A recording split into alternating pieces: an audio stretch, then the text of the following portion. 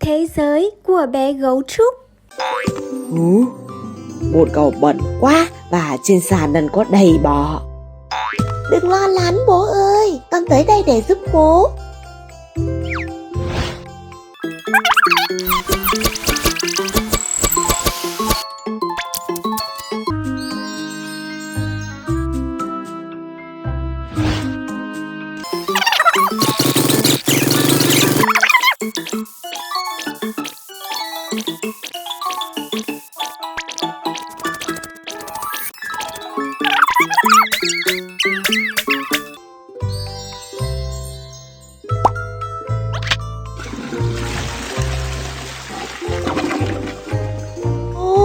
Có gì đó không ổn ở bồn cầu, hãy kiểm tra xem.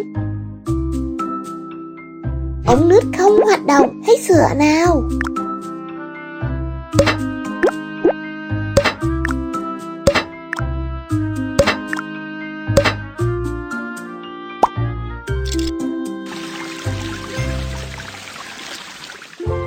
Đã được sửa xong bồn cầu.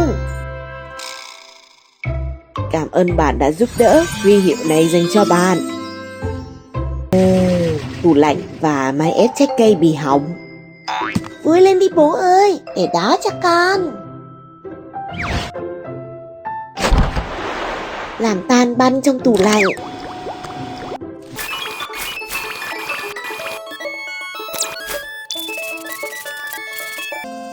Phân loại thực phẩm và cho vào tủ lạnh.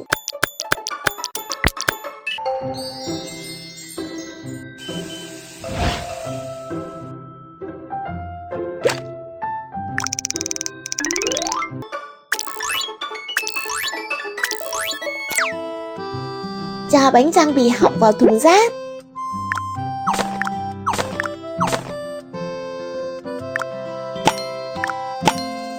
Bôi dầu trơn để chảy các bánh răng.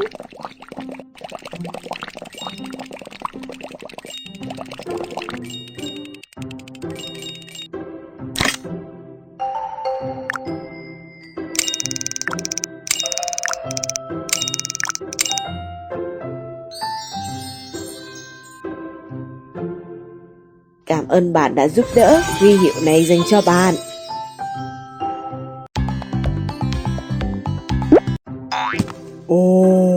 Tại sao ngôi nhà cho thú cưng lại tồi tàn thế này?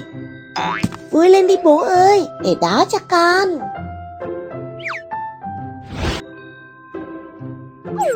Hãy nhồi bông vào đệm nào.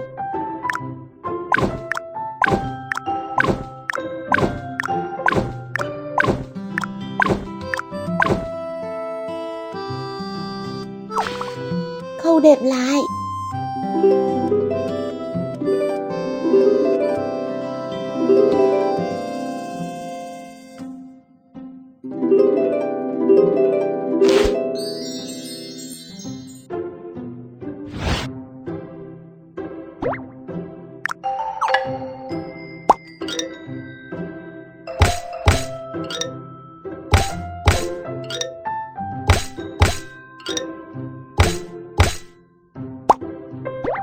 Chọn màu bạn thích.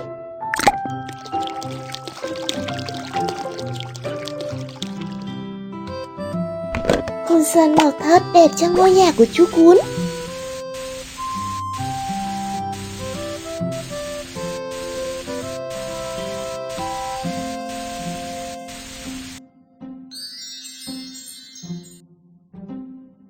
Hãy đưa thú cưng vào nhà của chúng nào.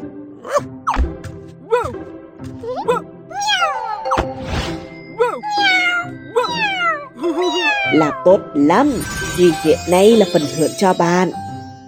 Thế giới của bé gấu trúc xin chào và hẹn gặp lại các bé ở những video sau nha.